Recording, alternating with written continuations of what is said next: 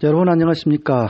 코로나 사태로 인해서 얼마나 고생이 많으십니까. 자유롭게 친구들도 만나고 또 사람들 모임에 참석도 하고 함께 어울려야 살맛 나는 세상인데, 이 코로나 사태는 사람들이 사람 만나는 것을 두려워하게 만드는 사태가 되었습니다. 어느덧 이제 우리의 가까운 사람을 만나는 것조차 두려워해야 되는 상황을 우리가 지나고 있습니다. 어수선히 이번 사태가 진정되기를 바랍니다. 오늘 뉴스를 보니까 이제 어느 정도 그런 진정 기미가 보이는 것 같습니다. 그래서 확진자 수도 줄어들고 완치가 되어서 격리 해제된 사람 숫자도 급속히 늘어나고 있는 추세입니다. 하지만 아직 안심할 단계는 아닌 것 같습니다. 우리가 좀 더 인내심을 가지고 이번 사태를 좀 잘 넘겨야 되지 않을까 싶습니다. 이렇게 그 바이러스, 전염병도 무섭지만은 우리 사람들 사는 데 있어서 이런 전염병 못지않게 아주 나쁜 또 다른 그 바이러스들이 있죠. 그게 뭡니까? 이 가짜 뉴스입니다. 가짜 뉴스. 이 가짜 뉴스로 사실관계를 왜곡하고 허위로 사람의 명예를 훼손하거나 또는 어떤 사람을 사회적으로 매장시키는 그런 아주 나쁜 가짜 뉴스들이 계속해서 특히 그 선거철만 되면 기승을 부리고 있습니다. 최근에 전 자유총연맹 총재였던, 그러니까 박근혜 정권 시절에 자유총연맹 총재를 역임한 김경재 씨 있지 않습니까? 김경재 전 의원. 이분이 지난 2월 15일 문재인 퇴진 광화문 집회 때 나와서 그 연단에서 발언을 하면서 자신이 그 원로 철학자 이 김형석 교수, 지금 올해 이분은 101세, 그러니까 한국 나이로 101세이신 아주 그 연세가 지긋하게 되신 점잖은 교수님인데, 연세대 철학과 명예교수이시죠. 이분의 글을 그 광화문 광장에서 읽었어요. 그런데 그게 허위 글이었습니다. 그러니까 이 김형석 교수님이 쓰지 않은 글을 김형석 교수의 글이라고 그렇게 그 수만 명이 듣는 앞에서 읽은 거죠. 그런 사실이, 그러니까 김형석 교수의 글이 아니라는 사실이 그 한국일보에 의해서 확인 보도가 됐어요. 그러니까 2월 18일 날 한국일보가 조그맣게 김형석 교수 그 글은 지금 인터넷에서 떠돌고 있는 그 글은 김형석 교수를 사칭해서 누군가 쓴 글이다라고 하면서 김형석 교수 자신에게 직접 이 글은 김형석 교수가 쓴 글이 아님을 확인을 해서 짤막하게 보도를 했었습니다.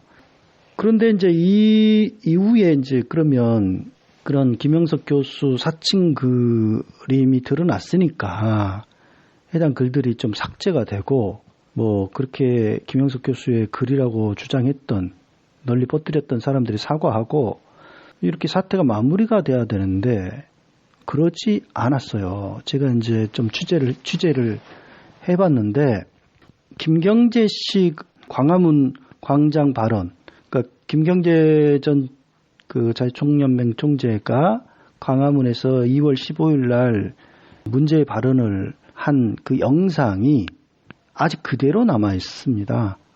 그래서 그 영상에서 어떻게 말하는지 봤더니 이제 뭐 자신은 오늘 김형석 교수의 글을 소개하겠다라는 취지로 이야기를 해요. 그러면서 이분은 아주 점잖고 과격한 말을 안 하시고 항상 중간에 서서 통합을 위한 대화를 외치는 분인데 기가 막힌 글을 하나 썼다. 제가 여러분에게 전문을 읽어드리겠다. 이렇게 말을 합니다.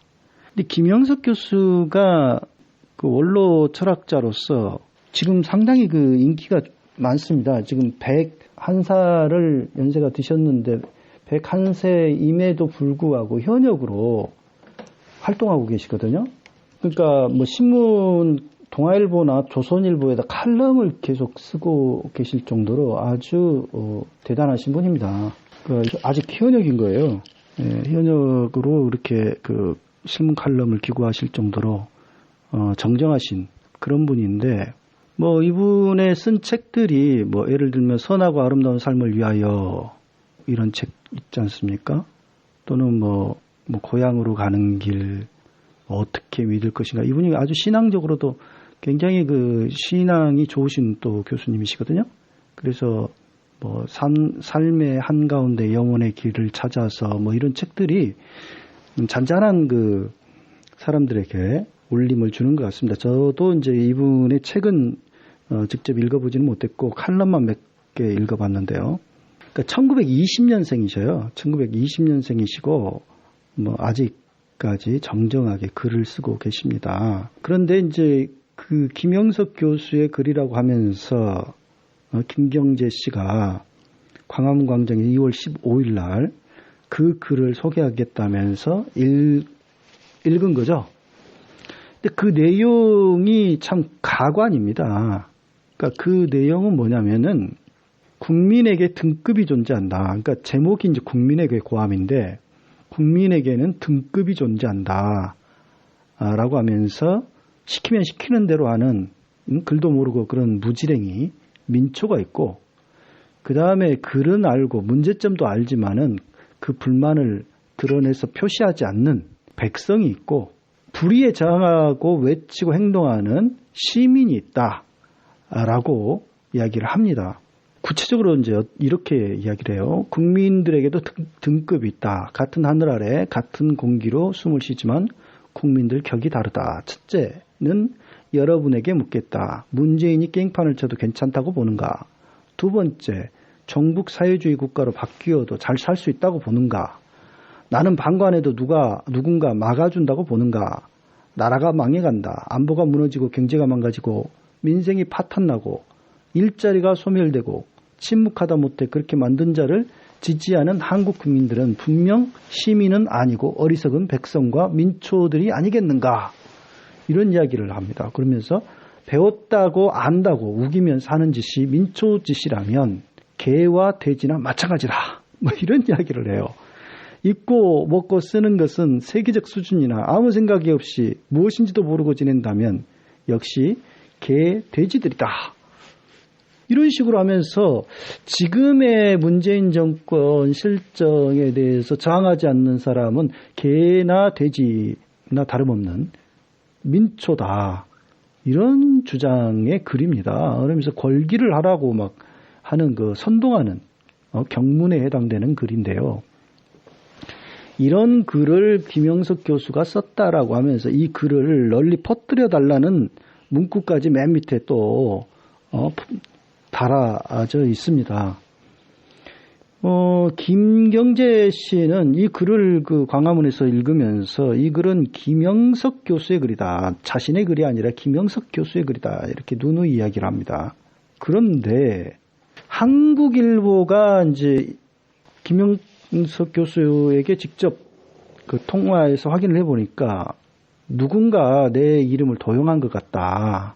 이 글은 내 글이 아니다. 이렇게 분명히 밝혔어요.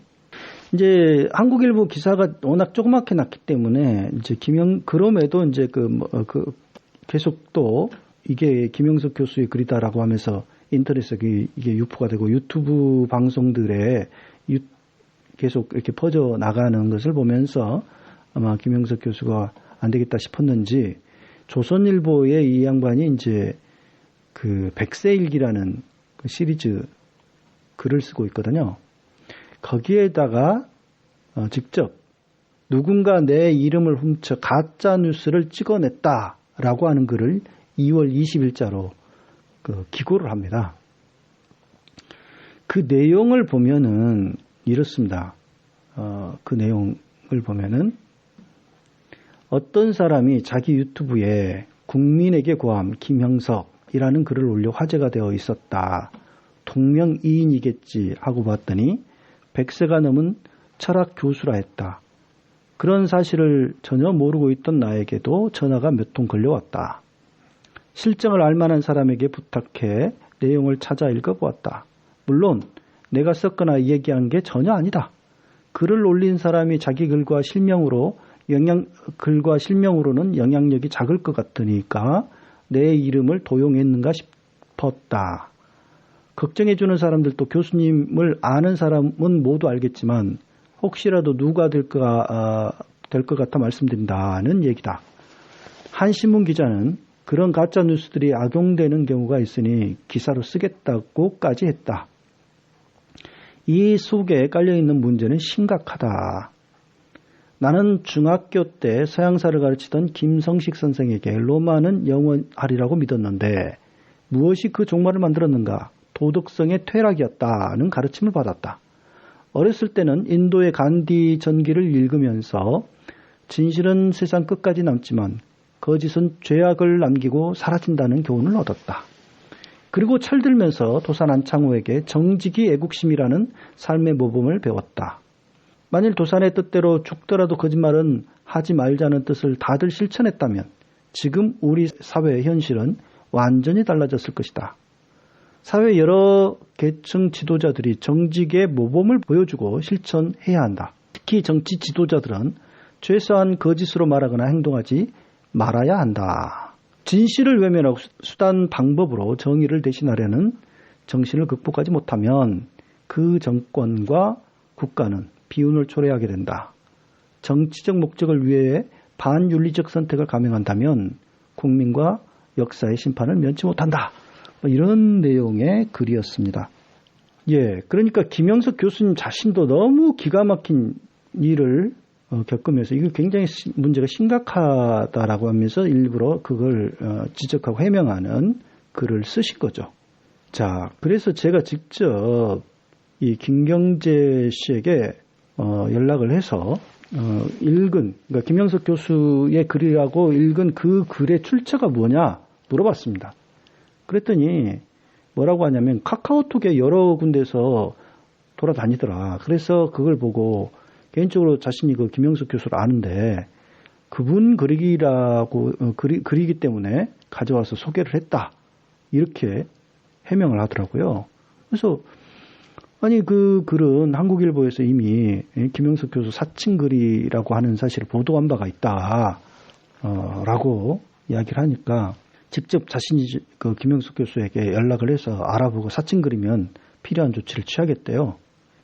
그래서 제가 이제 도대체 그러면은 이 김경재 씨가 이렇게 그 인용해서 광화문광장에서 읽기 전에도 이 글이 떠돌아다녔는지 알아보니까 실제로 김경재 씨 이전에도 이 글이 있었던 것은 사실이더라고요. 그러니까 거의 비슷한 날짜에, 그러니까 유튜브 방송 중에 보면은 그 전 KBS 보도국장 출신이라고 하는데 이석기 씨라고 있어요. 이석기 씨라는 분이 운영하는 그 말과 삶이라는 그 유튜브 방송이 있습니다. 근데 그 방송에서 이석기 씨도 동일하게 이 김영석 교수의 글이라고 하면서 그 글을 소개하더라고요. 그래서 널리 이게 이제 유포가 돼버린 거죠. 아마 그 전에 이제 누군가가 썼는지 참 밝혀내야 되지 않을까도 싶은데 이것을 좀 형사들이 수사를 해서 좀 밝혀내면 좋겠는데 말이죠. 그것은 과연 가능할지 모르겠습니다. 아무튼 이게 이제 심각한 문제지 않습니까? 이런 참 이게 버젓이 살아 계신 김영석 교수님의 글을 사칭해가지고 이렇게 그분의 글이라고 하면서 그렇게 널리 퍼뜨리는 행위. 그래서 김영석 교수의 그 성향은 굉장히 그 온건하고 좀 점잖은 분인데 마치 그 국민을 등급을 뭐 민초, 백성, 시민 이렇게 나눠가지고 이 정권에 저항하지 않으면 개, 돼지나 다름없는 민초다. 뭐 이런 식의 주장. 정말 그 거칠고 아주 너무 황당무계한 주장이죠. 이런 식으로까지 하면서 아마 김영석 교수는 연세가 많이 드셔가지고 뭐 이런 글이 떠돌아다녀도 그 이에 대해서 반박 못할 거다. 아마 그런 계산이 깔렸지 않았는가 싶어요.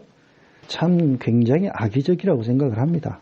근데 문제는 지금 그 김경재 씨 같은 경우는 그러니까 2016년 국정농단 사태가 터져가지고 이제 시민들이 엄청나게 그 촛불을 들었지 않습니까? 그래서 촛불 집회를 촛불혁명을 했던 그 무렵, 그러니까 2016년 11월 그 무렵에 무슨 이야기를 하냐면 이 사람이 이제 그 보수 집회에 극우 집회에 태극기 부대 아마 집회인 것 같은데 그 집회에 참석해가지고 발언을 하는데 뭐라고 하냐면 고 노무현 전 대통령이 삼성에서 8천억을 걷어서 뭔가를 했다.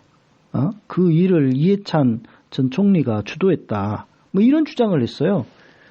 이건 팩트다라고 하면서 그러니까 2016년 11월하고 2017년 2월 두 차례에 거쳐서 그런 황당한 주장을 펼쳤습니다. 근데 이에 대해서 사자 명예훼손으로 그 유족에게 고발당해가지고 작년 6월에 대법원에서 징역 8월에 집행유예 2년 실형을 받았어요. 이렇게 명예훼손으로 허위사실 유포에 의한 명예훼손으로 징역 8월에 집행유예 2년 실형까지 받았고 그 집행유예 기간 안에 있는 사람이 또다시 카톡에 떠돌더라 하면서 이런 글은 김영석 교수의 글이다 이 글이 라고 몇 차례 강조하면서 말이죠. 대중집회에서 그 수만 명이 모인 자리에서 그렇게 허위사실로 김영석 교수가 쓰지도 않은 글을 소개를 하는 행위를 해버린 거죠. 참 아직도 정신을 못 차린 것 같습니다. 이렇게 그 가짜 뉴스를 퍼뜨리면서 누군가의 명예를 훼손하고 또 그걸로 정치적 이득을 취하겠다라고 하는 그러한 계산이 아니었나. 아니었다면 빨리 이걸 삭제하고 100배 사죄를 해야 되지 않을까 싶습니다. 그래서 이 같은 가짜 뉴스, 허위사실 유포를 통해서 누군가의 명예훼손을 하는 그러한 행위는 범죄지 않습니까? 그런 행위를 하는 사람들, 이런 사람들의 정보를 신뢰하고 그런 것에 그 부안해동하는, 휘둘리는 일이 절대로 없어야 될 것이고요. 좀 뭔가 이상하다 싶으면 그게 정말인지 좀 깊이 있게 좀 더 알아보는 그런 일들이 우리들한테도 필요하지 않을까 싶습니다. 예, 오늘 방송은 여기까지입니다. 예, 고맙습니다. 팔팔하게 달려요. 88 대리운전 061-681-8888 1,000원씩 기부하는 대리운전 88 대리운전 061-681-8888 팔팔하게 달려요. 88 대리운전 061-681-8888